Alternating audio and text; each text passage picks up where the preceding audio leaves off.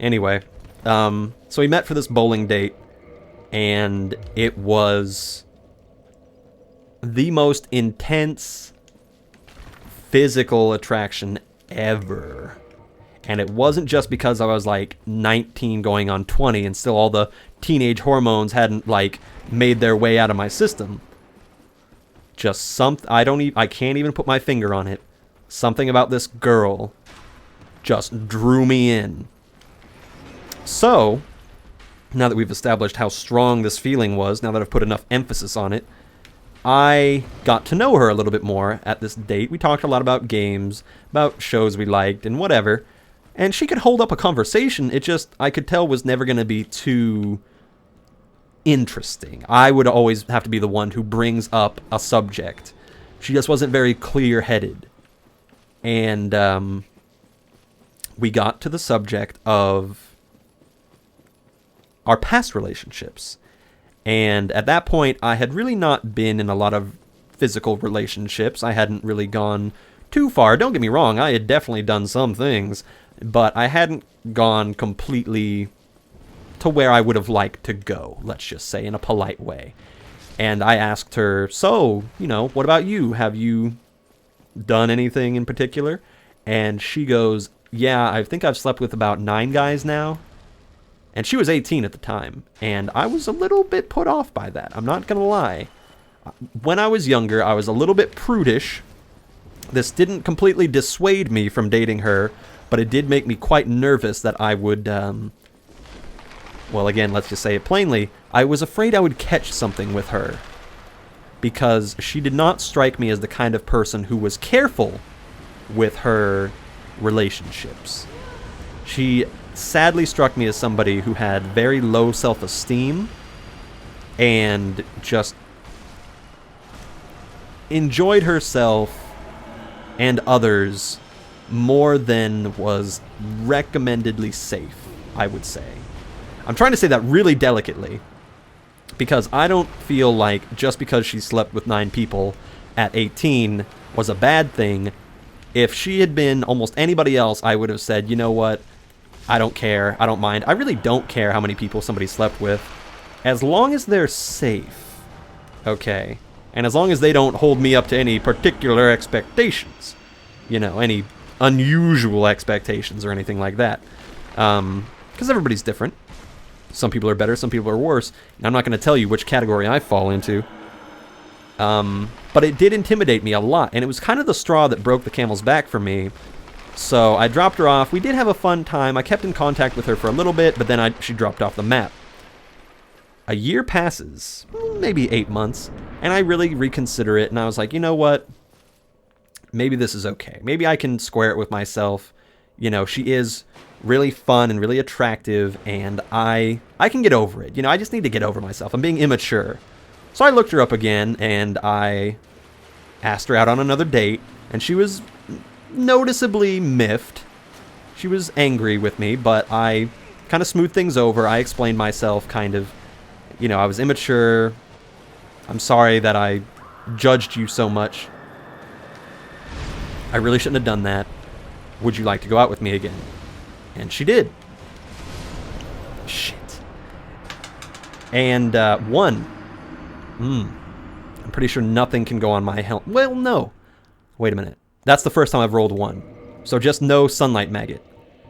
Okay. Can I wear Katarina? What if I take off my pants? Yes. Anyway. So we meet up again. We go on another date. I think this time, I can't remember where it was, to be honest. I have no idea where it was. But I talked to her again. We had another really fun date. And I asked her again the question, which might have saved me, because I asked her, it's been a while. How have you been? Have you gotten into any relationships? And one red flag was when I first contacted her, when I first called her up again, she called me the wrong name when I called her. She said, oh, it's you, blah, blah, blah. And it was a totally different name from what my name actually was. And she goes, oh, it's you. And that struck me as a big negative. that she can't keep the people that she's dated. I mean, maybe I sounded a lot like somebody else. You know, maybe I'm over-exaggerating here, but it struck me as a negative thing that it seemed like she couldn't keep the people that she was dating straight, or had dated straight. Because I didn't just pop out of the blue. I knew that she still had my phone in her, my phone number in her phone. So it was very odd that she would call me a different name. Anyway, so I asked her the question again, you know, how many people have you been with? Not that it's any of my business, but I just kind of want to know, you know, what have you been up to? Not in that way, not in like a super judgmental way. God, that sounds, the more I tell this story, the worse I sound. Oh my God. But she says, no, I don't care. I don't mind telling you. I think I've been with about 17 people now. And I'm like, okay. And she tells me this really detailed story about how she had like a foursome with these guys, and it just really disturbed me. She's like, yeah, I just was getting it so good I had to be carried out of the room. And I'm like, oh my God. So, not that there's anything too wrong with that. It's just not that, it's not something that I was looking to hear. Especially not while I was on a date with her. You know, I know I asked, and I know I opened the door, but that's still, I'm glad I asked, because I was uncomfortable with it. And maybe, again, I'm being prudish, you guys can tell me. But I was uncomfortable with that past. And so I left her alone for another year. And then the final conclusion to this story comes about 16 months ago, when I was going through my move. I was in a really low point in my life, and I was really alone, and I hadn't had any meaningful relationship in at least 10 months. And so, yet again, I decided to look her up. And that girl was still unbelievably attractive to me, even though she had gained even more weight. As a matter of fact, she was even talking about how, like, she's gone through every procedure known except for liposuction to get weight dropped. She said she was even going in for a stomach staple, which, if you don't know what that is, go Google image search that right now and come back when you're done vomiting. Ooh, I knew you were gonna do that. Skeletons. Anyway, so she had a big weight problem, and I didn't have a problem with it at all. I'm slightly ashamed to say. I was like, no, you go. You keep going with your bad self. You are, if anything, even more attractive. And then, yet again, I asked the question, because I had to at that point. Do you want to tell me any particular stories or anything? And if she had said no, I would have dropped it. But she said, I don't even keep count anymore. And I said, really? And she's like, yeah, it's at least over 30. Over 30 skeletons. Imagine if there were 30 skeletons all trying to grapple onto you. My God. Thank you for that, and thank you for the Lord's soul, finally. So now, everybody, we could go and beat the video game now. We could go and beat the video game, but now we are in the darkest of all spots. Because now, there's only 3 bosses left. Just 3. And Calamite is one of them. Oh, God. Anyway, so the conclusion of this story is that I couldn't be with her. Because, again, it wasn't necessarily her past or what she had done with other people. Because, again, I really don't care. If I'm the only person in your life right now, that's all I really care about. And if you're, you know, you don't have, like, herpes or anything, then that puts quite a bit of damper in things. But I couldn't that I think is the essential thing of why I could not date her, was because I did not trust her at all. Again, not because of the people that she dated, but just because there's just something about her. You just can kind of look at someone sometimes and tell they don't play safe. I mean, it wasn't her.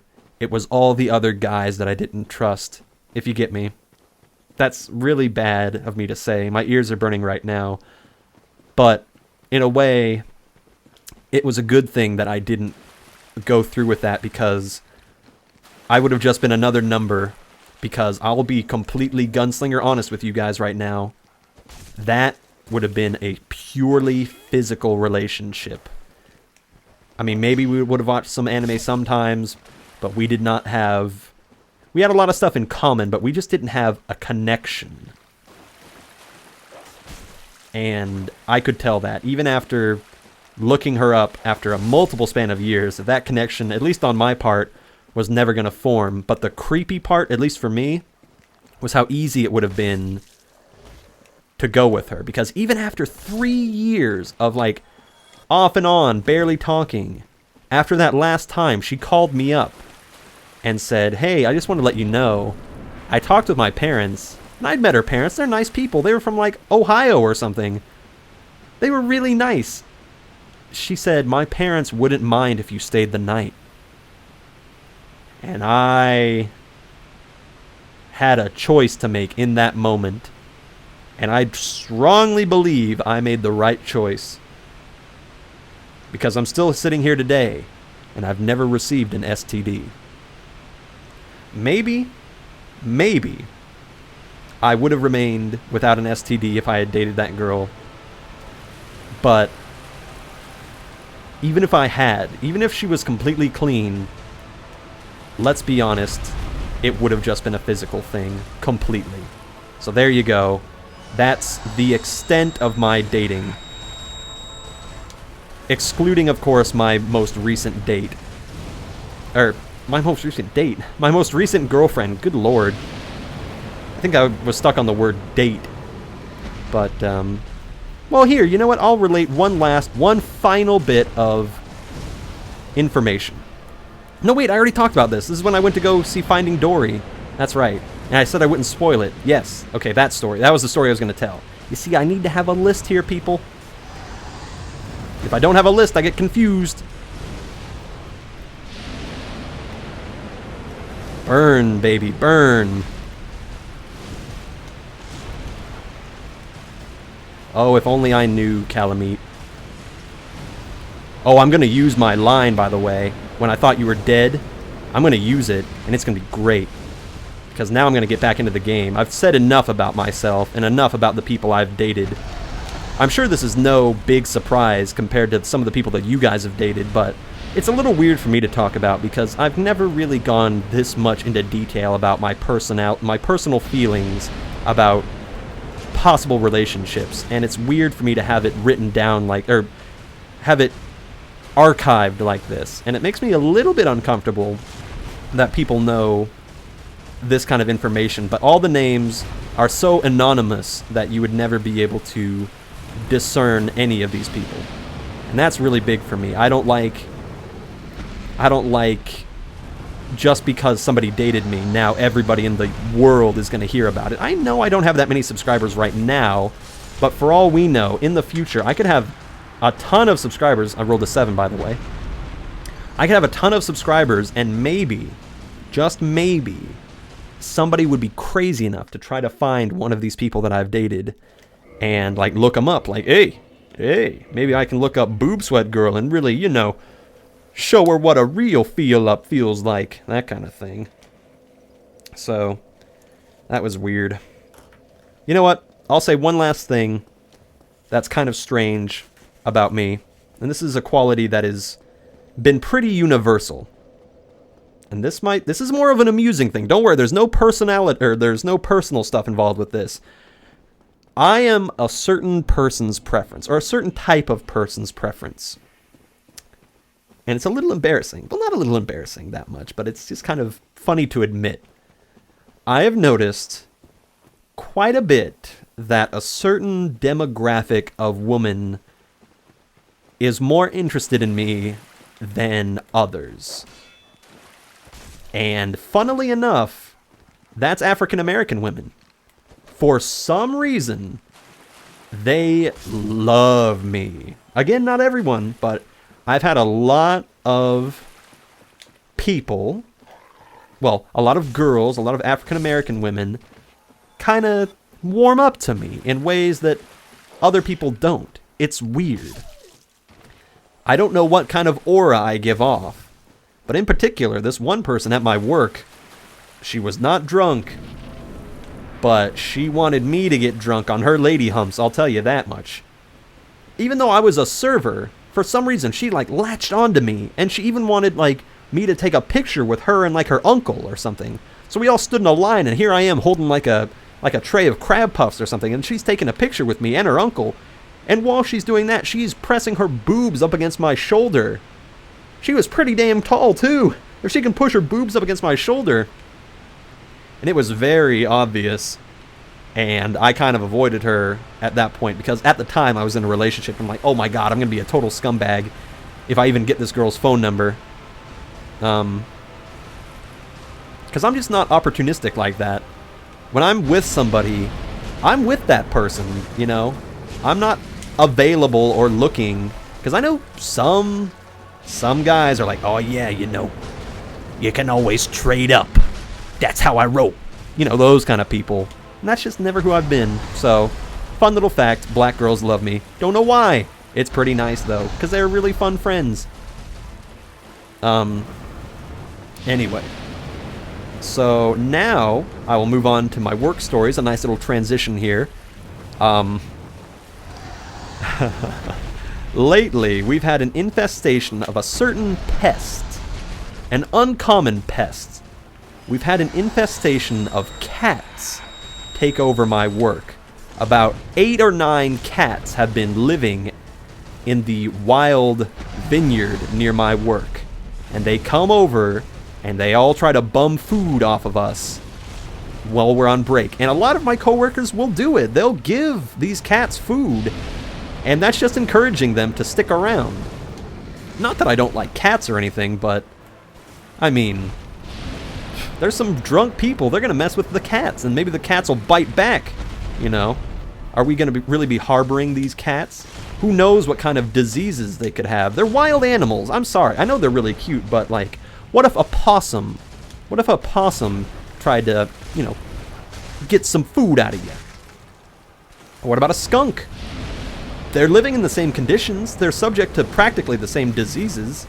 You know, ticks, fleas, the mange, dare I say. Actually, I think that's more of a dog thing. But, so we have a whole bunch of cats.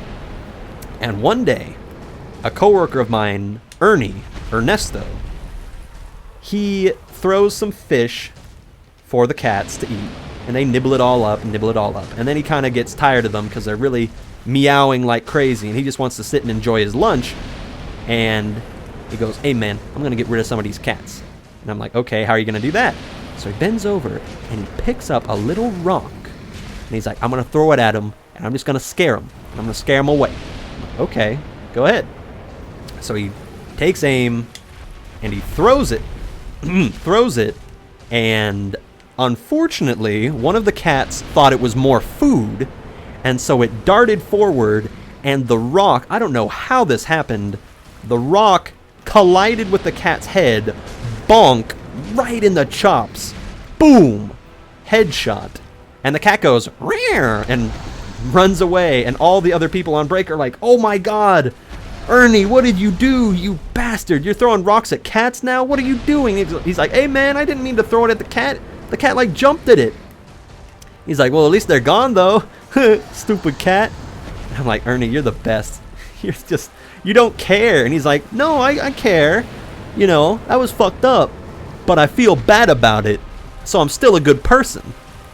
And from then on, that is the line that I use whenever he says fucked up things or mean things. For example, he said, hey, gunslinger.